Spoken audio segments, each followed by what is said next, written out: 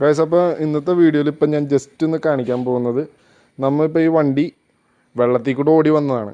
അപ്പോൾ ഈ വണ്ടിയുടെ ഇത് ബൂട്ടിൻ്റെ ഉള്ളിൽ എല്ലാത്തിനകത്തും വെള്ളം കയറിയിട്ടുണ്ട്. ഇത് സ്റ്റിയറിങ്ങിൻ്റെ റാക്കിനകത്തുനിന്ന് സൗണ്ട് വന്നിട്ട് വന്നതാണ്. കാരണം വെച്ചിട്ടുണ്ടെങ്കിൽ ഈ റാക്ക് ഊരിയപ്പോൾ കിട്ടിയ വെള്ളമാണ്, ഒരു ലോഡ് വെള്ളം ഉണ്ടായി, ഭയങ്കര അടിപ്പും സൗണ്ട്. പിന്നെ തപ്പി പിടിച്ച് വന്നു കഴിഞ്ഞപ്പോൾ റാക്കിൻ്റെ ബൂട്ടിനകത്ത് നിറച്ചും വെള്ളം കയറിയിട്ട് റാക്കിൻ്റെ ഉള്ളിൽ അങ്ങാടും ഇങ്ങാടും റോൾ ചെയ്ത് കളിക്കണമായിരുന്നു. വെള്ളം തന്നെ ഉണ്ടായിരുന്നു. ഇത് സാധനം അഴിച്ചു കഴിഞ്ഞപ്പോഴാണ് ഇത് കറക്റ്റ് റെക്ടിഫൈ ചെയ്തത്.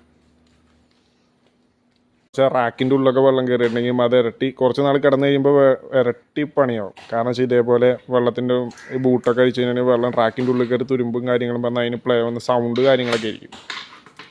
അപ്പോൾ ഏറ്റവും കൂടുതൽ വെള്ളം ഒഴിവാക്കി യൂസ് ചെയ്ത് വണ്ടി ഓടിക്കുക.